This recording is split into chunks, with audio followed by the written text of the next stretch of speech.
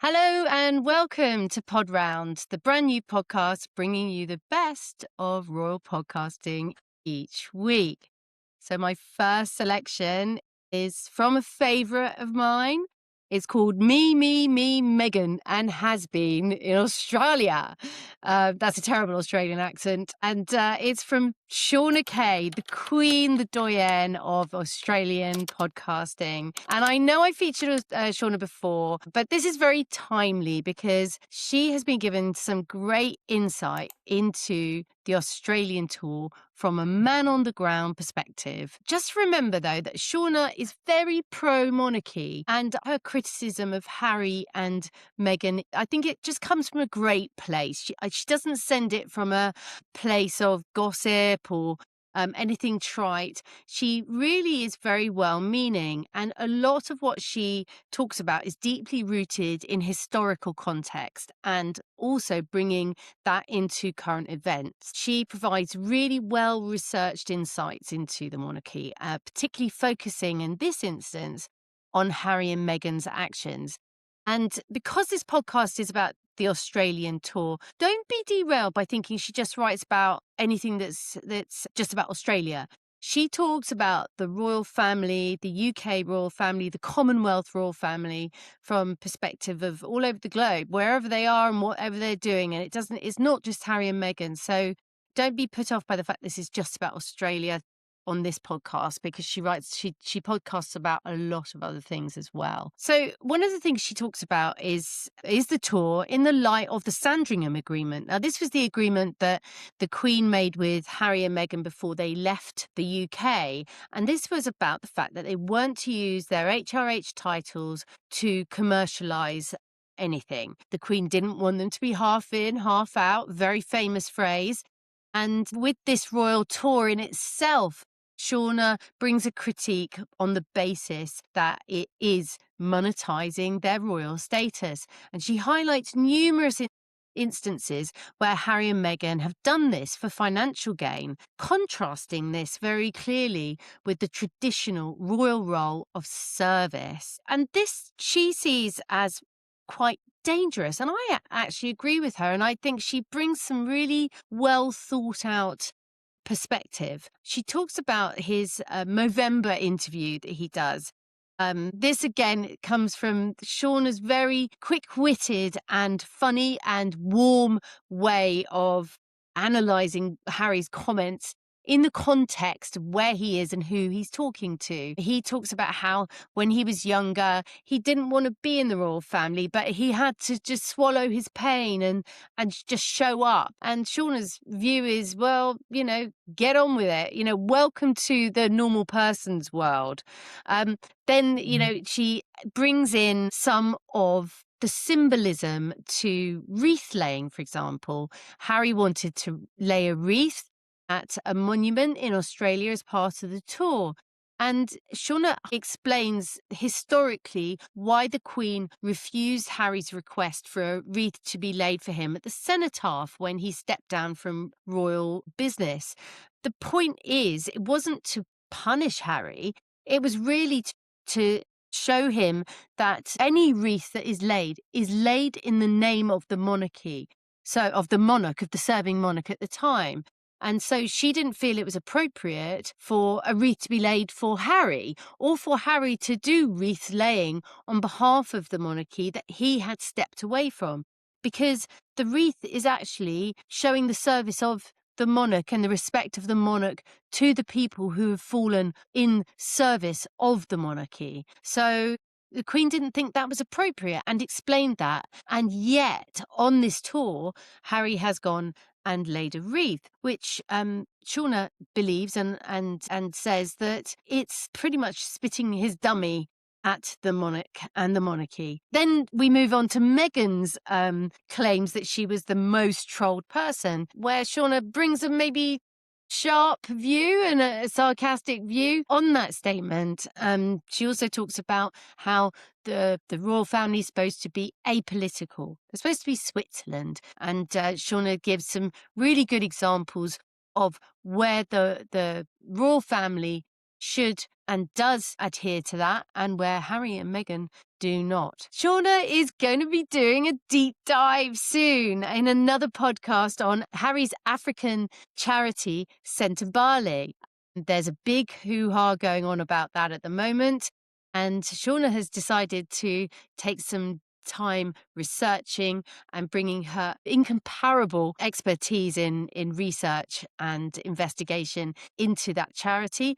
And one of the things she teases us with is the fact that she shows how it gets him close to billionaires. So that's interesting. And she's also going to be doing an interview with a prominent author. She hasn't said who yet, but we know it's not Tom Bauer because Tom has yet to come on her podcast. And I know that she really wants him to come on the podcast. So Tom, if you are seeing this and you're listening to this, please do go on Shauna's podcast, because I think that the way that you both look at facts and detail in rigorous analysis would be a great interview. So she's a fantastic lady and a podcaster that's known for her meticulous approach. Her presentation style is planned, considerate, well-researched, well-informed, and she presents with a real honesty and conviction. And this is a passion project rather than just a typical podcast. And she is a mine of information to get some facts that are absolutely spot on and some really warm and fun opinions. Tune into the Vintage Read podcast for Shauna's real sense of humour and a great listen or watch, depending on where you're tuning in. Hi there, everyone. Lyle here from Where Pop Culture Meets PR, and I just wanted to take this opportunity to say that we really enjoy making Podround for you. So if you are enjoying this episode and have enjoyed episodes in the past, then please do like, subscribe and follow us wherever you get your podcasts. It really does mean the world to the team here. And please do head to the Podround Substack. Subscribe, get your comments in and everything you've heard. We really, really appreciate those comments and love reading them. Thank you so much and enjoy the rest of this episode. Then I'm going to move on to another personality-led podcast, again from another independent podcaster, Paula Froelich. One of my favorites because she is so sassy and untamed and very, very funny. And this is her uncensored podcast. Paula is known all over the podcast sphere, I suppose. And then this one, she's joined by a friend of hers who's also a podcaster, Kinsey Schofield. And this podcast, the two of them dissect Harry and Meghan's actions on the royal tour. And it's called The 5 Worst Blunders Down Under for a reason. And they look into a number of blunders, monetizing trauma, Maskgate, as Paula calls it, rehashing the victim narrative, breaking the agreement with the Crown, the half in, half out that I talked about on Shauna's podcast, and finally, they look at the 2-hour grift, as Paula calls it. And this is a great chat from both women. It's almost like you're sitting listening to a couple of your friends discuss this. They start talking about the tone-deaf walkabouts that Harry and Meghan do on the royal tour in Australia, and how Kinsey calls their behaviour just messy and throwing spaghetti at a wall. They're into everything and nothing. They also talk about Meghan's fashion monetization. Now, Meghan is an investor and an influencer through an AI platform called One-Off. This has been publicized recently also in Vogue. And where both Kinsey and Paula really create quite a picture on the podcast is how Meghan has used her photo opportunities to sell her fashion. Clearly, it's really inappropriate to use a visit to see children stricken with cancer, using the photos from those visits to then sell your fashion. They talk about how Meghan is clearly using anything she can to monetize. And this is bringing them back to this grifting epitaph they were given by the head of Spotify when he dropped them from Spotify and called them greedy grifters. And also they talk about the fact that Maskgate, coined by Paula, they talk about the fact that they just stepped off a commercial flight and all these poor sick children had to take off their masks for the photo opportunity, which just isn't great. And Kinsey brings up a point which I hadn't really thought about, which is the fact that their hijacking causes in the tour, they're going to places that they're not normally associated with, and hijacking causes that are traditionally aligned with other members of the royal family. In this case, with Queen Camilla, a cause that Meghan went to see a women's shelter. And so this is a cause that she's not normally aligned with. And so it just looks a little bit pick me. There is a big debate that they go on in the middle of all this about Diana's legacy and how they see that nobody's challenging Harry's narrative about his mother's death. They argue that Diana had refused her royal protection and she was with a questionable boyfriend and she was killed by a drunk driver and not by the press. But they talk about how Harry continues to trot out his own victim narrative.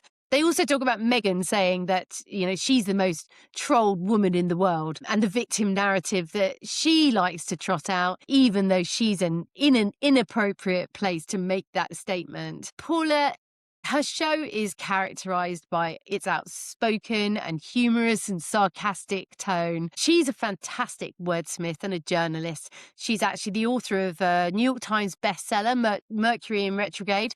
And she's a TV personality in her own right as well. And being with Kinsey, she and Kinsey really bounce off each other. And Paula does a lot of this. She brings on people like Tom Sykes from the Royalist podcast. It's just a really sassy, gossipy, fun podcast to listen to. And Paula brings in lots of scoops as well. She has lots of sources because she's a journalist. So she brings tidbits that make it like a really fun show rather than just a generalistic podcast. And they finish their girls chat with this image of Harry sitting at home smoking on a joint of cannabis, being probably the most inappropriate Manny in Montecito, which is just quite the vision.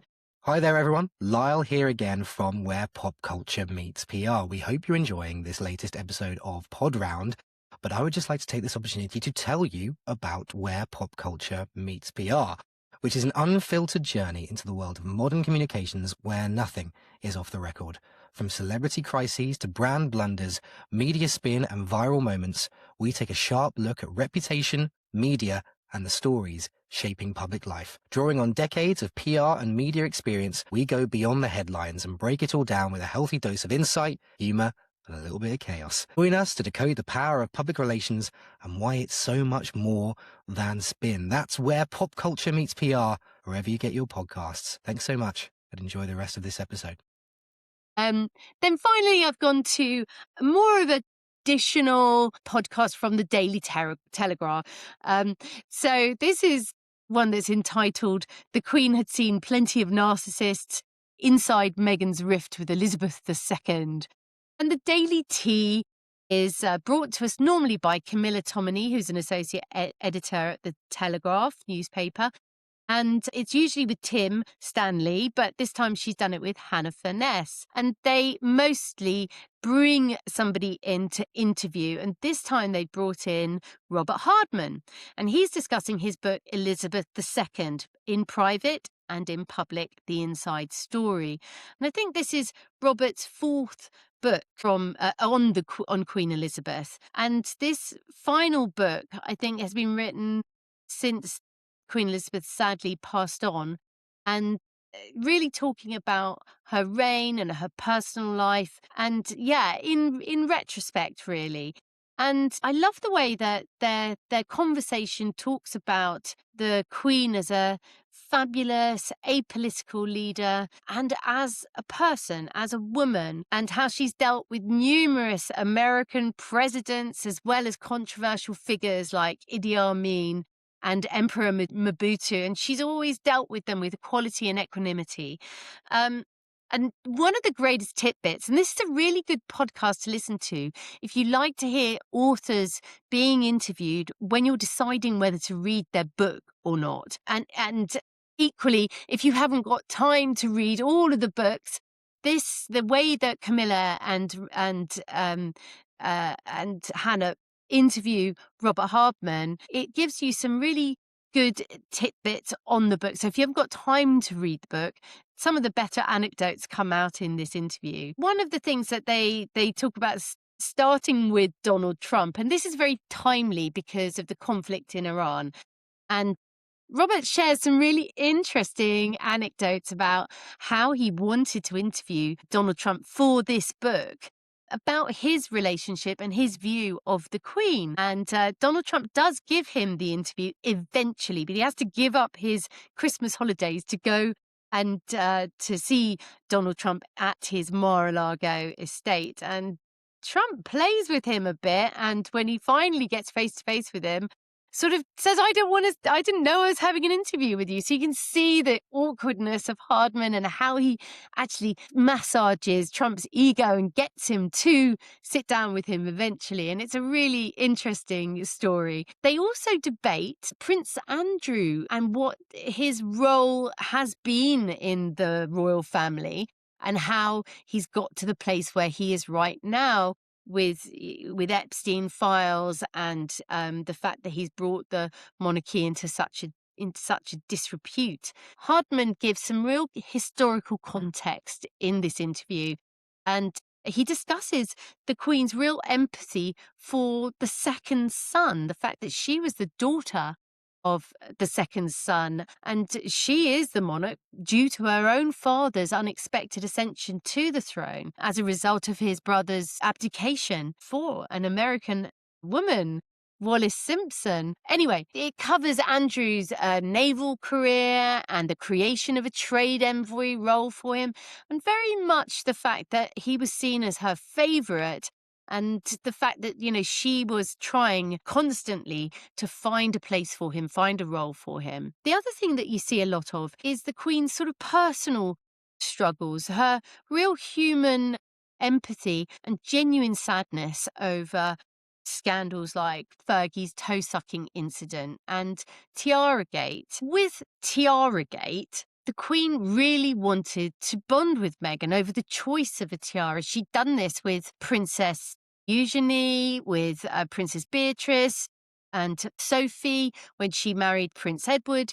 This was the Queen's way of doing a little royal tradition that would bring them closer together. And when Harry asked for the tiara to be given back to Meghan so that she could use it for her hairstyling, this started a whole scandal, I suppose, a bad story that Meghan gets what Meghan wants, was the quote that Harry used. But the Queen didn't want her to have this tiara unless she could be absolutely sure of the provenance. And so it wasn't them being sticky about not being able to use it for the hairstyling. In fact, apparently Princess Catherine had used a plastic tiara from Claire's Accessories to do her hairstyling for her choice of tiara, but that blew up into something. And Robert Hardman goes into how hurt the Queen was about things that she had tried genuinely to do for Harry and Meghan, like creating patronages, giving them patronages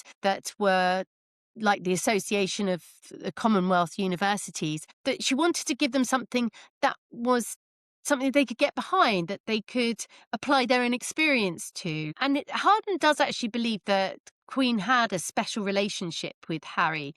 And the way that Camilla talks to Robert Hardman about this, particularly Camilla, because she has seen Harry grow up in front of her. Before she was at the Daily Telegraph, she was at the Express group of newspapers. And I actually met her when she was there and saw her reporting from, firsthand. And I know that she's got her own deep and rich experience. And you can see the both of them talk to each other from both of their positions of knowledge. And Robert Hardman, he's a great journalist, author, documentary filmmaker. And it was a really friendly, nice chat, very PC, not like Paula and Kinsey really swapping their tea. This was, very much a review of the book, but very, a really good look into the book and a good summary of many of the anecdotes and a little view into the fact that this book would be a really juicy read. I'm going to go and buy the book and I'm going to read it because I was enthralled and intrigued by this particular podcast. So it definitely did its job from that perspective. So that's the 3 for this week. Thank you for listening to Pod Round. We are first and foremost pod fans and we love all things podcasts. As we have done for the last few podcasts, we are going to be concentrating on the Royals, but we will be taking deep dives into other subjects down the line, and we have a few planned. You can also find us at Substack by just searching for Podround and drop us a comment wherever you might be listening and give us some insight into what you want to hear from us. Are there any other Royal podcasts that you'd like me to review? Looking forward to seeing you next time.